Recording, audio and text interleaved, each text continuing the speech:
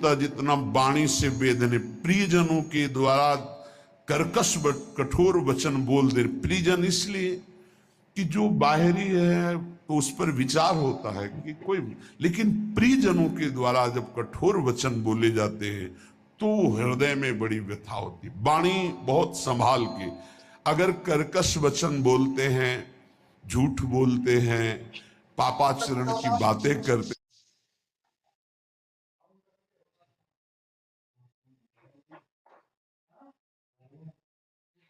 हैं, तो फिर नाम परम पवित्र है, वो आपकी वाणी में टिकेगा नहीं, देख लेना। और कह रहे हैं यदि किसी मां भागवत को ऐसे कठोर शब्दों से बोल दिया जाए तो उसे वध के समान पाप लगता है। जैसे किसी की हत्या कर दे तो ऐसे वाणी से वध के समान पाप लगता है।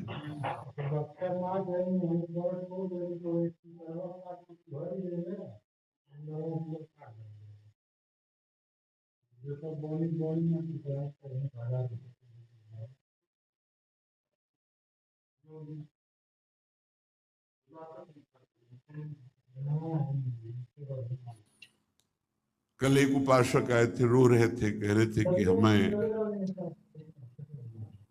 वैष्णव अपराध के द्वारा सब सर्वस्व नष्ट हो गया, बचा लीजिए।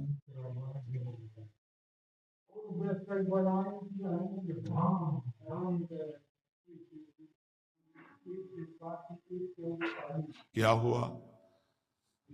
उनका पहले हमारी प्रबल श्रद्धा हुई तो सब कुछ छोड़ करके हम भजन में लगे, बहुत आनंद सुख कराई, हमारा चिंतन बिगड़ गया, उनके प्रति दोष वृत्ति हो गई, सब नष्ट हो गया।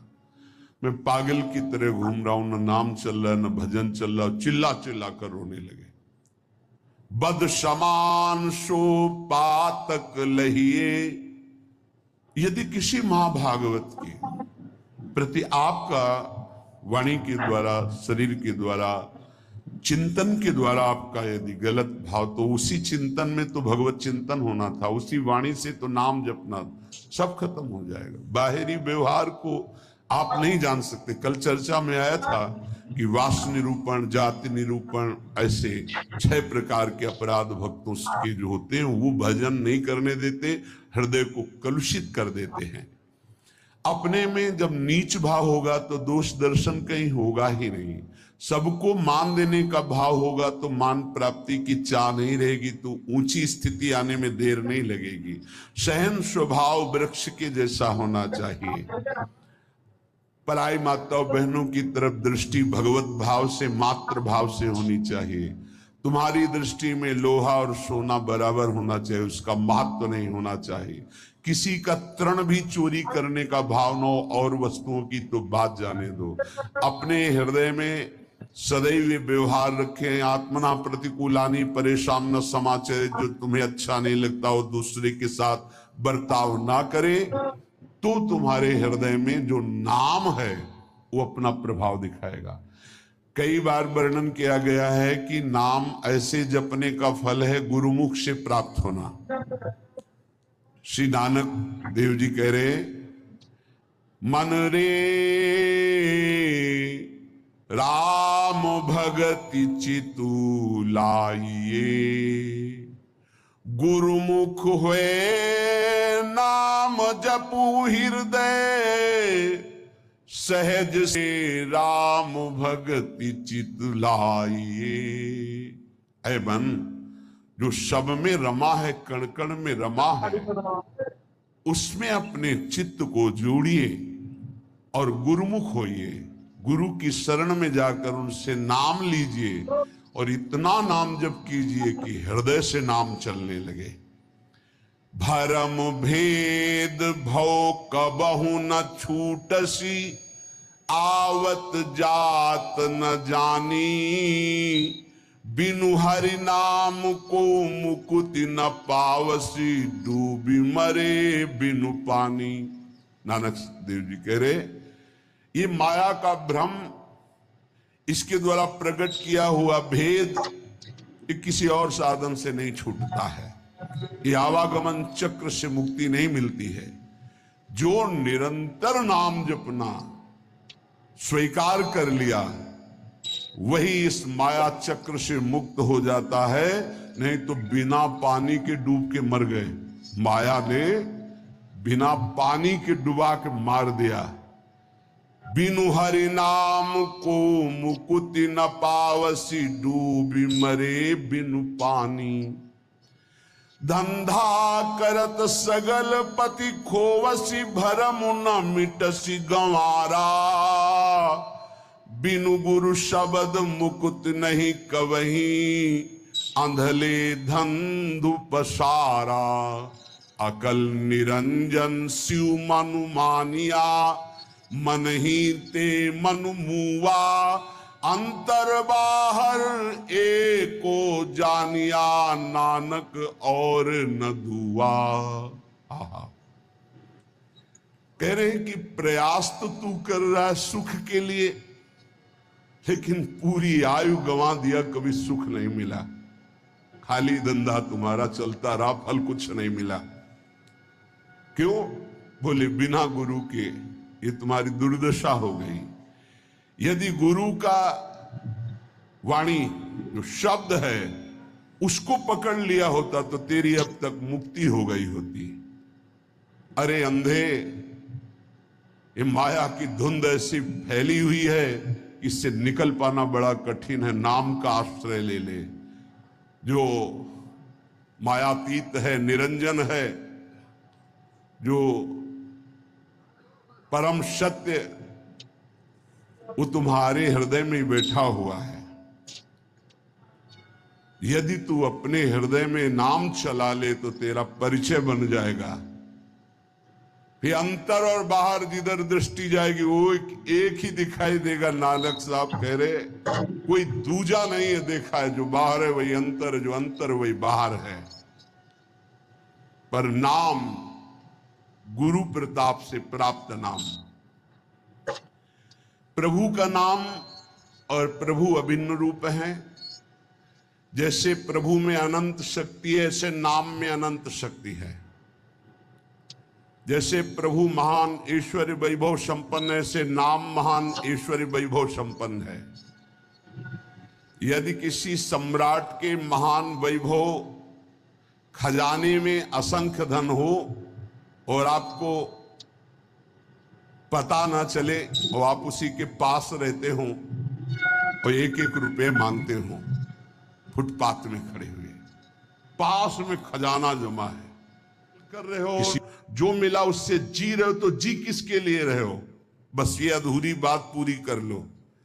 अपने कर्तव्य का पालन और भगवान नाम जिह्वा पे। अगर आदर सहित कहीं तुम नाम जप करने लगे तो आप जान लीजिए कि अब आपका निश्चित उद्धार हो जाएगा। कोई भी दुख आपको फंसा नहीं पाएगा। जब तक तुम्हारे अंदर नाम के प्रति भाव नहीं आ रहा है, तभी तक ये आपत्ति विपत्तियां आपको घेरे हुए हैं। आपत्ति विपत्तियों में फंसकर हम जिससे आपत्ति विपत्तियां आ रही वही पाप कर्म और करते जाते हैं। और जबकि आपत्ति विपत्ति के नाश का उपाय हरि स्मृति सर्व विपद विमोक्षणम। यदि हम हरि का स्मरण करने लगे तो हर विपत्ति से लड़ सकते हैं, हर आपत्ति से हम लड़कर निकल सकते हैं। लेकिन हमारे द्वारा आपत्ति विपत्ति आने पर और पाप कर्म होने लगते हैं, जिससे और दुख में डूब जाए। मूर्खता हमारी बुद्धि में बैठ गई है। जब तक प्रभु का नाम जपने की बात आप अपने हृदय में नहीं लाते, तब तक अन्य कोई साधन आपको दुखों से नहीं बचा सकता। पक्का मानो, ये किसी पक्षपात की बात नहीं है। कलेर दोष निधे राजन, नस्त हेको महान गुण, कीर्तना देव कृष्ण से मुक्त बंधा परम ब्रजेत। बड़ा विचित्र खेल है। सबको शास्त्रों का सम्यक स्वाध्याय करना चाहिए, तभी पता चलता है कि हम जो सुन रहे हैं वो सही सुन रहे हैं या गलत सुन रहे हैं। आजकल बहुत गलत भी सुनाया जाता है। हमें लगता है कि थोड़ा श्रवण इंद्रिय को बचाया जाए। कलिर दोष निधे राजन, कलयुग का ये दोष है, अपने को भगवान और भगवान को ना मानना। क्यों? दुर्गति इसी से तो होगी। भगवान को जिसने भगवान माना और तन्मय हो गए तो स्वयं भगवत स्वरूप हो गए, ये हम बात मानते। तस्मित जने भेदा भावात, भगवान में तन्मय हो गए तो भगवान के स्वरूप हो गए। भगवान से अलग, आप लोगों को शायद इस बात का पता ना हो, जब गंगा जी की बाढ़ आती है तो विशाल धारा हो जाती है, और जब घटती है तो 2-3 भाग हो जाते हैं। तो प्रधान धारा से जो भाग अलग हो गया उसका विज्ञ जन, शास्त्र ज्ञानी जन आचमन भी नहीं करते, स्पर्श। उसको जानते हो क्या कहते हैं? गंगौघ, गंगा का पाप। उसको उसमें कभी अवगाहन नहीं करते जो शास्त्र के ज्ञानी। अब गांव के नहीं जानते बेचारे, गंगौघ उसे कहते हैं। ऐसे ही जो धारा से अलग हुआ वो गंगौघ जल, ऐसे ही जो भगवान से अलग हुआ वो पाप के सिवा और कोई शिक्षा नहीं दे सकता। कौन ऐसा आज तक ज्ञानी प्रकट हुआ भूमंडल पर जिसने भगवान की सत्ता को न माना? 2 प्रकार से भगवान का भजन होता है, एक निराकार, एक साकार। सगुण साकार, निर्गुण निराकार। मानते हैं अपलता कि फिर तुम नारायण को मानते हो, हरि को मानते हो। मान लो ब्रह्मा के पिता भगवान विष्णु, तो विष्णु के पिता कौन है बताओ? विष्णु के पिता को मूल का कोई मूल होता है क्या? श्री कृष्ण चंद्र जी गीता में कह ऊर्ध्व मूलो मधा शाखा, समझ में नहीं आ रहा। मूल का कोई मूल होता है? मूल का तो सबका मूल वो खुद है। शंकर जी के ब्याह में वेद ही ब्राह्मण रूप धारण करके स्वस्थ वाचन हरि ओम, फिर शाखोच्चार बोला जाता है अंबा पार्वती जी के साथ। आपका नाम, पार्षद खड़े थे, देवाधिदेव महादेव। बाप का नाम शाखोच्चार में बोला जाता है। महादेव जी ने इशारा किया, चतुर्मुख ब्रह्मा जी बैठे, बोलो पितामह है ना। ब्रह्मा जी, बाबा का नाम, बोले हरि को बोल, बोले हरि। पर बाबा का नाम, बोले शिव। बोले तो पहले बेटे का नाम बोला था, तो बेटे भी हम ही है, बाप भी हम ही, पर बाबा भी हम ही है। कैसे जानोगे इनको? अरे यही है, सबके मूल है। बहुत बचने की जरूरत है, बहुत बचने की। बड़ा संस्कार पड़ता है, कुसंग से बचिए। ये जैसे सत्संग का प्रभाव होता है, ऐसे कुसंग का प्रभाव होता है। ए भाई, हर कण में भगवान है। आप जब भगवत भावना करते हो तो आप जहां से भावना करते हो वहीं से भगवान आपको अनुभव करा देंगे। आज आप पत्नी की भावना करते हो तो मेरे प्राणनाथ पत्नी के रूप में है। जब वो अंदर से चले जाएंगे तो आप पत्नी के शरीर को 24 घंटे नहीं रख सकते अपने पास, क्योंकि मेरे प्राणनाथ अंतर ध्यान हो गए। वही हैं, कण कण में हैं। बस हमें लगता है कि सत्संग की आड़ में कुसंग जो होता है उससे बचना चाहिए।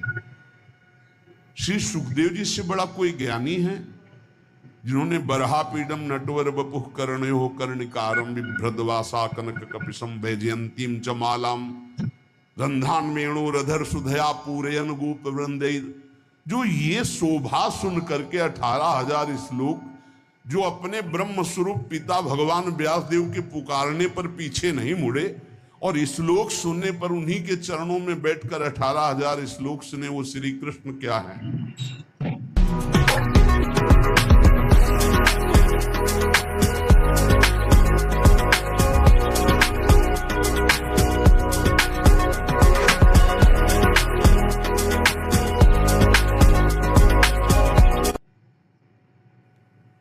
आद्य गुरु भगवान शंकराचार्य जी के ध्यान का विषय गोप मंडली में विराजमान श्री कृष्ण। आप देखो उनके स्तोत्र पढ़कर, अरे वो जब राजा के यहां शरीर में प्रवेश करके और ये अनुभव करना चाहते थे काम सुख का कि कौन श्रेष्ठ है, जब प्रयाग में प्रश्न हुआ था तब मोह मुदगल स्तोत्र की पहले रचना की थी कि ऐसा ना हो कि उस शरीर में जाकर आसक्त हो जाए। इसलिए भज गोविंदम गोविंदम भज मूढ़म। समझ में नहीं आता कौन सा ज्ञान आजकल प्रकट होता है कि भगवान को भगवान मानने में नहीं। बहुत विचित्र है, बहुत विचित्र, बहुत बच के रहना। श्रवणेन्द्री को कलेर दोष निधे राजन नस्ति हे क्रो महान गुणहा। इसमें सब दोष ही दोष का आपको मेला मिलेगा। महान गुण एक है, श्री कृष्ण कीर्तनस्य। नाम कीर्तन, नाम जप अगर नहीं है तो बुद्धि को शुद्ध करना। कौन ऐसा है जो पर ब्रह्म परमात्म तत्व भगवान श्री राम श्री कृष्ण भगवान श्री शिव को नहीं जानता है? कौन ऐसा ज्ञानी आज तक हुआ? हमें तो ऐसा नहीं मिला। तदात्म भाव से ज्ञान में जो ये कहा जाता है मैं ही ब्रह्म, ये भी भक्ति है। स्वरूपानुसंधान, तदात्म भाव, एक ही भाव, प्रभु में तन्मय भाव होकर के एक ही भाव से वो परम पद को प्राप्त होते। कोई निषेध नहीं है, सिद्धांत ये। बूंद कभी समुद्र नहीं बन सकती, पर समुद्र में गिर जाए तो समुद्र हो जाएगी, पक्का। आज तक कोई महात्मा सूर्य बन के दूसरा चमका हो तो हमें बताना। एक प्रकृति की रचना के नियम का कोई परिवर्तन नहीं कर सकता। तरंग लय हो गई समुद्र में, वो समुद्र ही है, इसमें कोई संशय नहीं। पर तरंग समुद्र की रचना कर दे, ऐसी आज तक कहीं कोई बात नहीं सुनी गई। हम ब्रह्माकार वृत्ति करके ब्रह्म स्वरूप में लीन हो गए, ये सत्य बात है। लेकिन जिस प्रकृति की रचना को तुम देख रहे हो वो उसी ब्रह्म का ये ऐश्वर्य है। भला इसका कोई परिवर्तन करके दिखा दे। बहुत बहुत चाहे जितना तपस्वी ज्ञानी ध्यानी, विश्वामित्र जी ने थोड़ा प्रयास किया कि नए स्वर्ग की रचना करके त्रिशंकु को भेजूंगा, वहां से धक्का लगा दिया। आज तक ऐसे हिलगा हुआ है त्रिशंकु, ना नीचे उतार पाए ना ऊपर भेज पाए। नई सृष्टि की रचना करना, लेकिन कौन कर सकता है? भगवान के सामने किसी की नहीं। उनकी इस प्रकृति का कौन परिवर्तन कर? ऐसे ऐसे महात्मा हुए, समुद्र को अंजुली में पी गए, लेकिन परिवर्तन कर सकते हैं? रात दिन पूरी प्रकृति का परिवर्तन है। उस ब्रह्म का चिंतन करके उसमें लीन हुआ जाता है। इसका मतलब नहीं कि मैं ब्रह्म हूं और सब निंदा स्तुति करके भगवद विग्रहों की, भगवद अवतारों की, इनकी। ऐसा नहीं कि भगवद अवतार का उपासना करने वाला निराकार तत्व को नहीं जानता है, ऐसा ना समझा जाए। गोपीजन महाप्रेम स्थिति में है। इनसे बड़ा प्रेमी कौन होगा सगुण साकार का? सगुण साकार का इनसे बड़ा प्रेमी कौन होगा? यथा ब्रज गोपिका नाम। और क्या बोल रहे? न खलु गोपिका नंदनो भवा नखिल देहिना मंत्रात्म दृक। आप केवल यशोदा नंदन नहीं, मैं जानती हूं आप सबके हृदय में विराजमान आत्म तत्व है। क्या आत्म तत्व किस रूप में? निराकार। आप सबके हृदयों में विराज। कौन सा ऐसा भक्त है जिसको ये ज्ञान ना हो जाता हो? इसलिए सर्वेशाम भगवान नाम समानो महिमा पिचेत तथापि स्वप्रियाणाम तो स्वार्थ सिद्धि सुखम भवेत। बहुत ध्यान से सुनना। विभिन्न रुचि लोकानाम क्रमात् सर्वेषु नामसु प्रीता संभवेत्तानि सर्वाणि शिव प्रियाणि ही। यद्यपि हमारे प्रभु के नाम सब महान महिमा में हैं, किसी भी नाम की कोई भी नाम जापक अन्य नामों की निंदा न करे, नहीं तो जो नाम जप करता है उसका प्रभाव नहीं पड़ पाएगा। सिद्धांत को समझिए। जो नाम तुम्हें गुरुदेव ने दिया है विशेष प्रिय हो जाना चाहिए, रुचिकर हो जाना चाहिए, उसी का जप और कीर्तन किया जाए।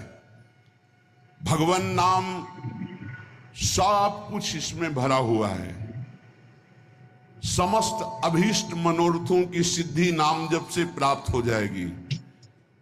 तो एक ही नाम रखा जाता है, बहुत नाम क्यों रखे गए? बोले विभिन्न रुचियों के कारण, विभिन्न भावों के कारण भगवान अवतार विभिन्न लेते हैं और उनके नाम भी भिन्न भिन्न होते हैं, लेकिन फल सबका भगवत प्राप्ति ही है।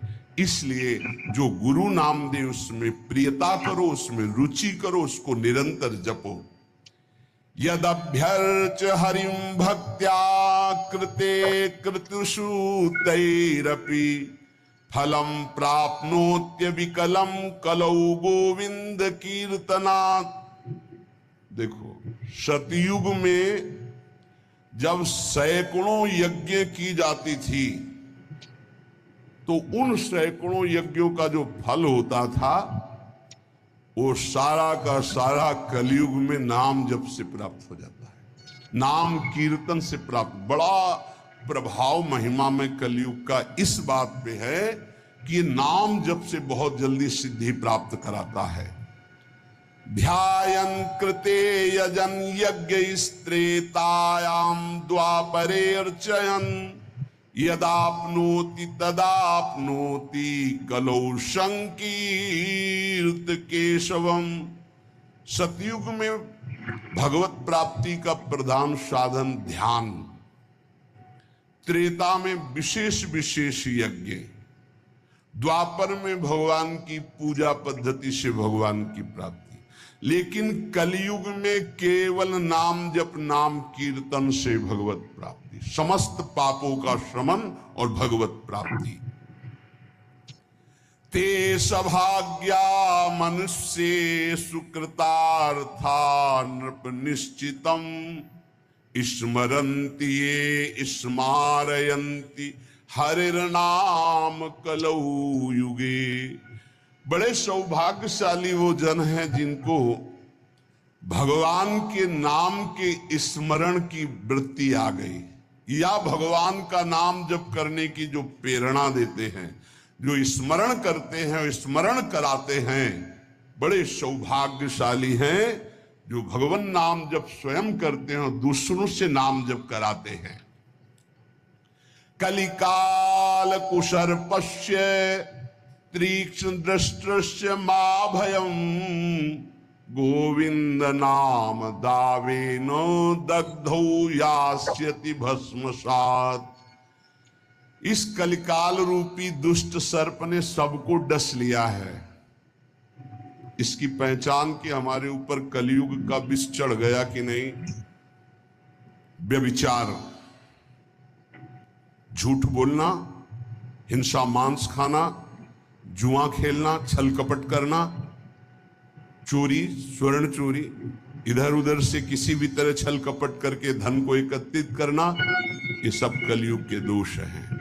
मदिरा पान करना, ये उसके सब दोष हैं। अगर इनमें से कोई भी झूठ कपट छल हिंसा चोरी व्यभिचार मांस खाना शराब पीना जुआ खेलना किसी भी तरह का जुआ, वो सब कलयुग का प्रभाव आ चुका है। तो हमें लगता है चाहे जितना सावधान हो, एक दोस्त तो आ ही जाता है झूठ बोलना, झूठ बोलना। और एक आया तो उसकी ऑफिस तैयार है, वो आके बैठ जाएगा। तीखी दाढ़ वाले महान विष फेंकने वाले इस कलयुग रूपी सर्प ने सबको डसने की कोशिश की।